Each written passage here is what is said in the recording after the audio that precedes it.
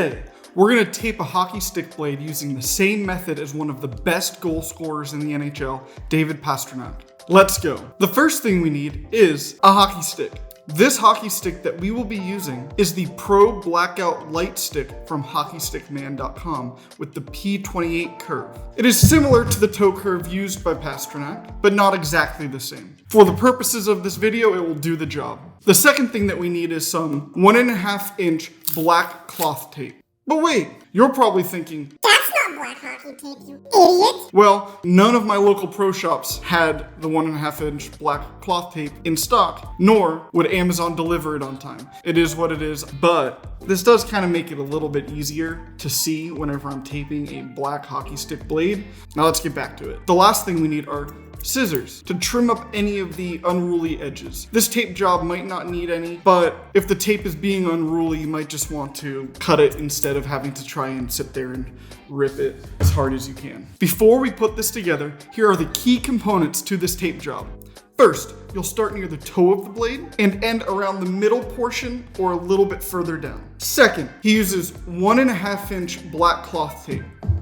The third and final component is that he leaves small gaps between each pass of the tape. These can be between 1/2 inch or 3/4 inch, resulting in what we call the candy cane look. Now let's tape the blade. First, find the toe of the blade and starting on the forehand side, place the tape flush with the top of the blade and tape straight down the front, continuing up the backhand side of the blade. The tape should be straight up the backhand, completely covering the starting point. Next, pull the tape in the direction of the heel of the blade at an angle on the forehand side, overlapping with a minimal amount of the tape from the first pass.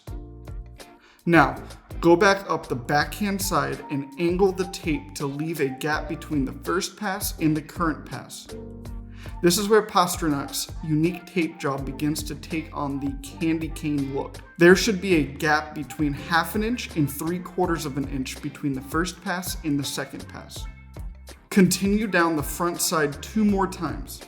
In the end, there should be 4 passes on the front hand side, ending up about halfway down the blade or even a bit closer to the heel than the middle. After the 4th pass on the forehand side, the last part of the tape job is to go straight up the backhand side. Here, we rip the tape flush with the top of the blade, or use your scissors to cut the tape at the top of the blade. And that is it. Now you have the candy cane tape job just like David Pastrnak. Now go score some goals. Let me know in the comments if you would ever try out the candy cane style tape job. Or if you have tried it, do you like it? Would you recommend it? I think this is a very unique tape job.